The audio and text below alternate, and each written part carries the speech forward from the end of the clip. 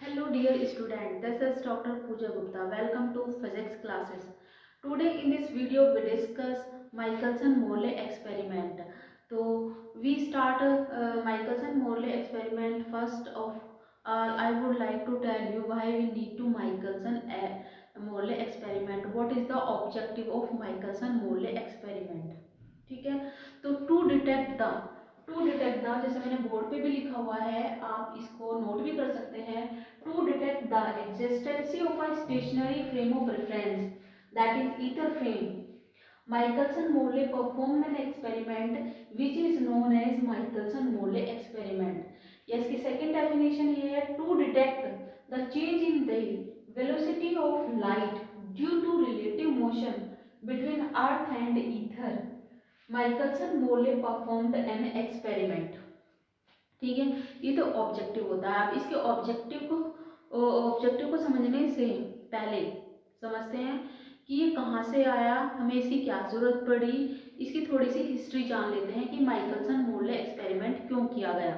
ठीक है, तो in the end of 19th century यह देखने के लिए कि कोई एब्सोल्यूट फ्रेम है या नहीं है, बहुत सारे एक्सपेरिमेंट किए जा रहे थे, जिनमें से माइकलसन-मोर्ले एक्सपेरिमेंट एक है। ठीक है, तो 19th सेंचुरी के एंड में मैक्सवेल ने अपनी इक्वेशन दी और यह प्रूव किया कि इलेक्ट्रोमैग्नेटिक वेव है वेव नेचर, और जो उनकी स्पीड होती है वो 3 × 10⁸ मीटर पर सेकेंड होती है। पहले से ही लाइट की स्पीड कितनी होती है जानने के लिए बहुत एक्सपेरिमेंट किए जा रहे थे, और जो वेव थ्योरी ऑफ लाइट है हमारी इंटरफेरेंस डिफ्रैक्शन है, इससे भी यह प्रूव हो चुका था कि लाइट है wave nature and it speed is 3 × 10⁸ metre पर सेकेंड।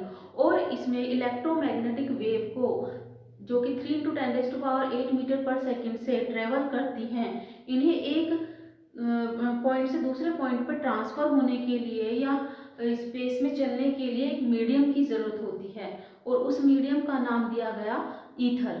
ठीक है, कि ईथर एक ऐसा हाइपोथेटिकल मीडियम है जिसमें जो लाइट की वेव है, इलेक्ट्रोमैग्नेटिक वेव है, जो लाइट है वो भी इलेक्ट्रोमैग्नेटिक वेव है, तो आप लाइट बोलिए इलेक्ट्रोमैग्नेटिक वेव बोलिए, दोनों का मीनिंग क्या होगा, सेम होगा। तो इलेक्ट्रोमैग्नेटिक वेव को मीडियम में या इस स्पेस में चलने के लिए एक हाइपोथेटिकल मीडियम ईथर की जरूरत होगी, और उन्होंने कहा इस स्पेस में वैक्यूम के साथ साथ इंक्लूडिंग वैक्यूम एक अदर मीडियम भी सारे में फिल है, और उसे नाम दिया गया ईथर। जो ये ईथर है हमारा, ईथर हाइपोथेटिकल मीडियम है, मासलेस है, ट्रांसपेरेंट है, इसकी डेंसिटी लो है और इलास्टिसिटी बहुत हाई है।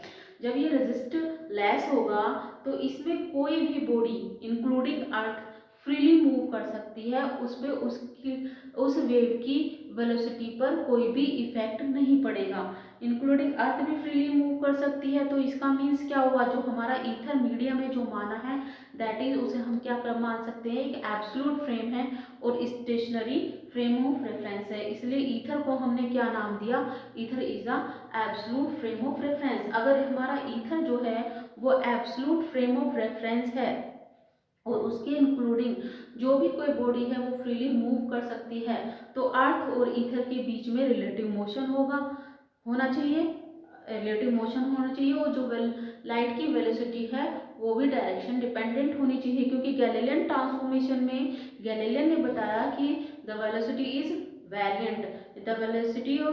वेरिएंट, यानी कि जो लाइट की वेलोसिटी होती है वो दोनों फ्रेम ऑफ रेफरेंस के रेस्पेक्ट में चेंज होती है, यानी कि the light of velocity is different from different inertial frame of reference.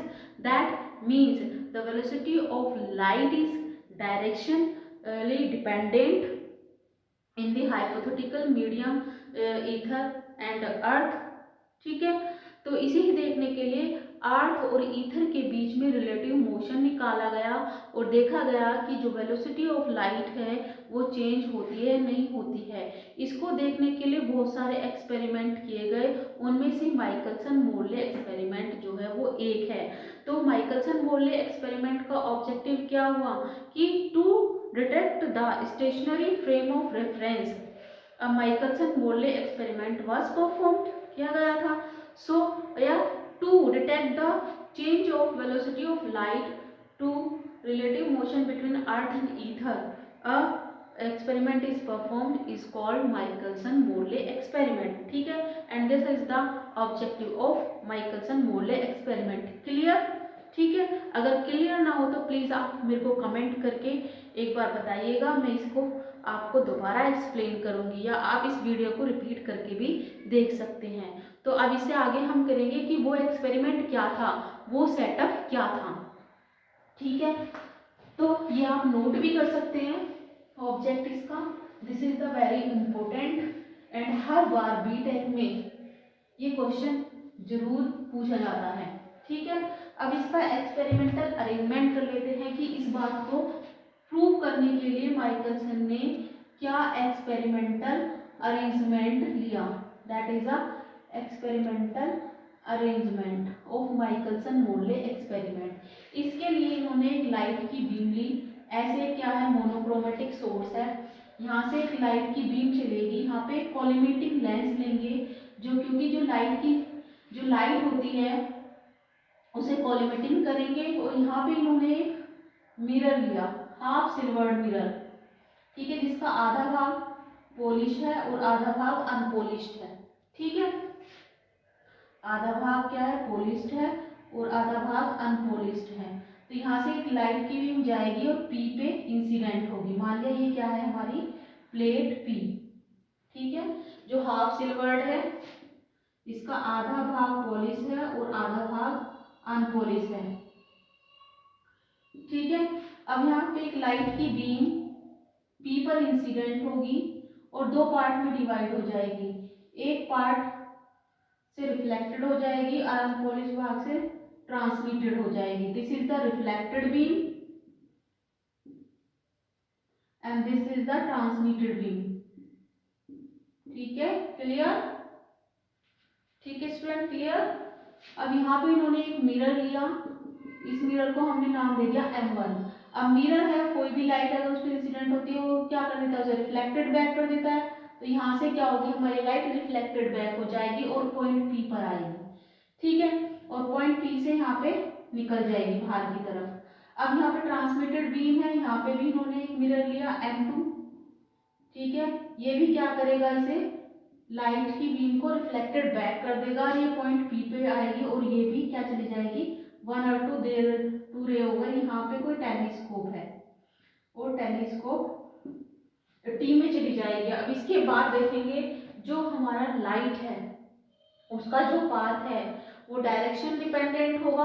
मान लिया अब क्या है, ये हमारा ईथर है, पूरे स्पेस में क्या है, ईथर फील्ड है। ठीक है, ये क्या हो गया हमारा एब्सोल्यूट फ्रेम।